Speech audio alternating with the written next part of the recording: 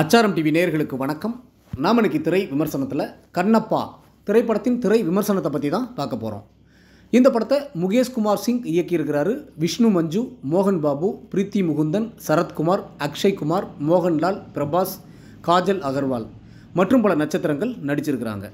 இந்த படத்தோட கதை என்னென்னு பார்த்தீங்கன்னா, வாயு லிங்கத்தை மற்றவர்கள் யாரும் பார்த்திராத அளவுக்கு தான் மட்டுமே அந்த சிவலிங்கத்துக்கு பூஜை செய்ய வேண்டும் என மகாதேவ சாஸ்திரிகள் என்கின்ற மோகன் பாபு வழிபாடு நடத்தி வருகின்றார். சிறு வயதில் காளிதேவிக்கு தனது நண்பனை நரபலி கொடுப்பதை பார்த்து கடவுள் மீதே கடுப்பாகும் திண்ணன் சாமியே இல்லை என நாத்திகனாக வளர, அவன் எப்படி சிவனுக்காக தனது கண்களையே தானமாக வழங்கி கண்ணப்பர் ஆகிறார் என்பதுதான் இந்த படத்தின் மீத கதை.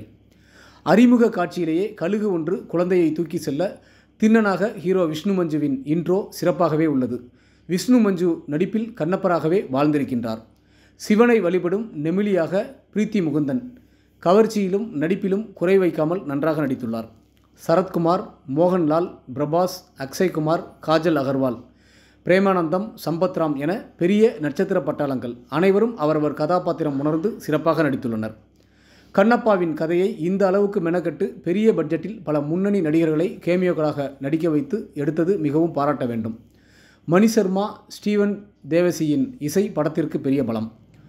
ஒளிப்பதிவு படத்திற்கு மிகப்பெரிய பலம். சாதி மத பேதம் தீண்டத்தகாதவர்கள் என்று சொல்பவர்களும் அன்னையின் புனிதமான கருவறையில் இருந்து பிறந்தவர்கள்தானே என விஷ்ணு மஞ்சு வசனம் பேசும் இடமெல்லாம் அப்ளாஸ் அள்ளுகின்றது.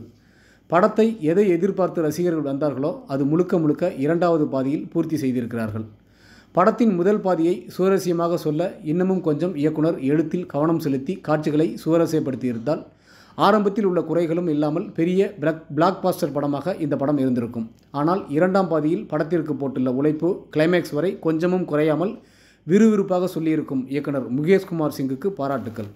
ஒட்டுமொத்த படக்குழுவினருக்கும் அச்சாரம் டிவி சார்பாக வாழ்த்துக்கள்.